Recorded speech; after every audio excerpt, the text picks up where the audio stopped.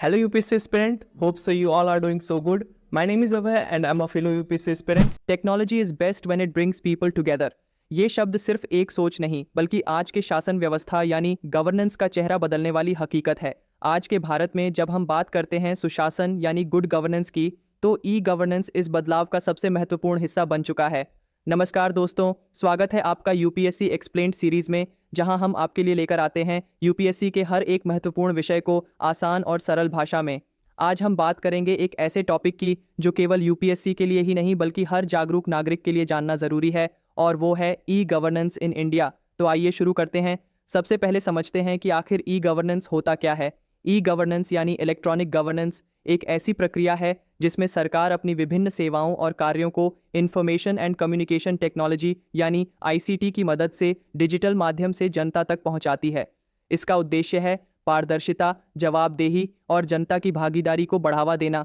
अब बात करते हैं इसके 4 प्रमुख आयामों की। फर्स्ट, गवर्नमेंट टू सिटीजन, जिसे G2C कहा जाता है। इसमें सरकार नागरिकों को ऑनलाइन सेवाएं जैसे birth certificate, income certificate, ration card या फिर ऑनलाइन टैक्स पेमेंट की सुविधा देती है। सेकंड, गवर्नमेंट टू गवर्नमेंट यानी G2G। इसमें अलग अलग सरकारी विभागों के बीच आपसी तालमेल और सूचनाओं का आदान प्रदान डिजिटल रूप से होता है, जिससे डिसीजन मेकिंग और पॉलिसी इंप्लीमेंटेशन में गति आती है। थर्ड, गवर्नमेंट टू बिजनेस यानी G2B। इसमें सरकार व्यावसायिक इकाइयों को ऑनलाइन लाइसेंसिंग, परमिट्स, टेंडर्स जैसी सुविधाएं देती है। फोर्थ, गवर्नमेंट टू एम्प्लॉई यानी G2E। इसमें सरकारी कर्मचारियों के human resource management, pension process और एम्प्लॉई ग्रीवेंस रिड्रेसल को डिजिटल माध्यम से सुगम बनाया जाता है।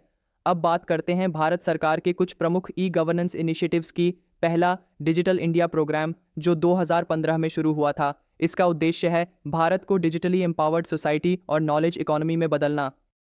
दूसरा, यूमांग ऐप, जिसे unified mobile application for new age governance कहा जाता है, जो एक सिंगल प्लेटफॉर्म है जहां नागरिक विभिन्न सरकारी सेवाओं को एक ही ऐप पर एक्सेस कर सकते हैं। तीसरा, डिजी लॉकर, जो डिजिटल डॉक्यूमेंट को सुरक्षित रखने की सुविधा देता है। इसमें आधार आधारित ऑथेंटिकेशन के माध्यम से नागरिक अपने दस्तावेजों को कहीं भी कभी भी एक्सेस कर सकते हैं। चौथा, BHIM ऐप, जो डिजिटल पेमेंट को बढ़ावा देता है और कैशलेस इकोनॉमी की दिशा में एक बड़ा कदम है। पांचवा, ई हॉस्पिटल और ऑनलाइन रजिस्ट्रेशन सिस्टम, जो हेल्थ सेक्टर को डिजिटाइज करने की दिशा में महत्वपूर्ण पहल है। अब बात करते हैं ई गवर्नेंस के लाभों की। फर्स्ट, इससे कार्यप्रणाली में पारदर्शिता आती है क्योंकि सारे रिकॉर्ड डिजिटल होते हैं और उन्हें ट्रैक किया जा सकता है। सेकंड, भ्रष्टाचार में कमी आती है क्योंकि मिडलमैन और ह्यूमन इंटरफेस कम हो जाते हैं। थर्ड, सेवाओं की डिलीवरी तेज और सटीक हो जाती है, जिससे समय और लागत दोनों की बचत होती है। फोर्थ, नागरिकों को एम्पावरमेंट मिलता है क्योंकि अब वे घर बैठे कई सेवाएं एक्सेस कर सकते हैं। फिफ्थ, प्रशासनिक दक्षता बढ़ती है और पॉलिसी इंप्लीमेंटेशन में रियल टाइम मॉनिटरिंग संभव हो पाती है। अब कुछ चुनौतियों की बात करते हैं जो ई गवर्नेंस को पूरी तरह सफल होने से रोकती हैं। First, digital divide. आज भी कई ग्रामीण इलाकों में इंटरनेट कनेक्टिविटी और डिजिटल साक्षरता की कमी है। सेकंड, डेटा प्राइवेसी और साइबर सिक्योरिटी एक बड़ी चिंता है क्योंकि सेंसिटिव डेटा के लीकेज का खतरा हमेशा बना रहता है। थर्ड, इंफ्रास्ट्रक्चर की कमी, जैसे पर्याप्त सर्वर कैपेसिटी, इलेक्ट्रिसिटी और मेंटेनेंस की समस्याएं। Fourth, resistance to change. कुछ सरकारी कर्मचारियों और नागरिकों में अभी भी पुराने ढर्रे पर काम करने की आदत बनी हुई है, जिसे बदलना समय और प्रयास मांगता है। अब बात करते हैं यूपीएससी के पर्सपेक्टिव से क्यों ई गवर्नेंस इतना महत्वपूर्ण है। गवर्नेंस और इंडियन पॉलिटी जैसे विषयों में यह एक कोर कॉन्सेप्ट बन चुका है। चाहे जीएस पेपर 2 हो या एसए पेपर, ई गवर्नेंस से जुड़े उदाहरण और इनिशिएटिव्स को क्वोट करना आपकी उत्तर लेखन शैली को और मजबूत बना सकता है। ई गवर्नेंस केवल एक तकनीकी सुधार नहीं है, बल्कि यह एक सामाजिक क्रांति है जो सरकार और जनता के रिश्ते को फिर से परिभाषित करती है।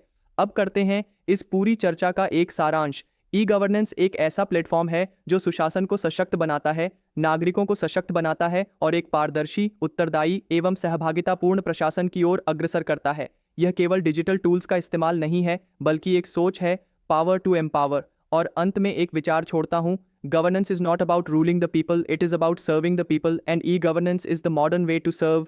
उम्मीद है आपको ये वीडियो पसंद आया होगा। अगर हाँ, तो कृपया इस वीडियो को लाइक करें, अपने दोस्तों के साथ शेयर करें और कमेंट में ज़रूर बताएं कि आपको यह टॉपिक कितना उपयोगी लगा। साथ ही अगर कोई सुझाव या प्रश्न हो तो वो भी कमेंट करें। और हाँ, चैनल को सब्सक्राइब करना न भूलें, क्योंकि हम लाते हैं यूपीएससी से जुड़ा हर कंटेंट बिल्कुल सरल और एग्जाम फोकस्ड तरीके से। आपका कीमती समय और विश्वास देने के लिए दिल से धन्यवाद। अब चलते चलते एक सवाल आपके लिए, क्या आप बता सकते हैं कि भारत सरकार ने किस वर्ष में पहली बार नेशनल ई गवर्नेंस प्लान शुरू किया था और इसका मुख्य उद्देश्य क्या था? अपना उत्तर और विचार हमें कमेंट सेक्शन में जरूर बताएं। मिलते हैं अगले वीडियो में, तब तक के लिए पढ़ते रहिए, बढ़ते रहिए। थैंक यू एंड जय हिंद। आखिर में ये कहना चाहूँगा कि मैं एक एस्पिरेंट हूँ जो अपनी तैयारी के साथ साथ आपके लिए हर दिन थॉटफुल और रिसर्च बेस्ड वीडियोस बनाता हूँ, ताकि आपका समय बचे और कॉन्सेप्ट्स क्लियर हो। इनमें मैं पेड एप्लीकेशंस यूज़ करता हूँ, ना तो कोई टीम है, ना ही कोई स्पॉन्सर, सिर्फ मैं हूँ और मेरा डेडिकेशन। हर दिन वीडियो बनाना मुश्किल होता है, लेकिन आपकी लर्निंग के लिए मैं लगातार मेहनत करता हूँ। अगर आपको लगता है कि ये एफर्ट आपकी प्रिपरेशन या नॉलेज को एनरिच करता है, तो प्लीज़ यूपीआई स्कैन करके सपोर्ट जरूर कीजिए। आपका छोटा सा कंट्रीब्यूशन मेरे लिए सिर्फ फाइनेंशियल हेल्प नहीं, बल्कि मोटिवेशन भी होगा। आपका ये सपोर्ट ही इस इनिशिएटिव को कंटिन्यू रख पाएगा, and at the same time it will also help me keep creating high quality videos for you. So हम अपने इस वीडियो को यहीं पे कंक्लूड करते हैं। आपका सपोर्ट, आपका शेयर मेरे लिए फ्यूल का काम करेगा इस जर्नी में। मैं उतनी मेहनत, उतनी एफर्ट और लगा पाऊंगा। सो प्लीज़ आप इस वीडियो को जरूर शेयर करना। Comment down if you have any query, share this video. Thank you so much. तो अब मिलते हैं अपने अगले वीडियो में। Till then, work hard, stay healthy and keep studying. I am Abhay, signing off. जय श्री कृष्णा।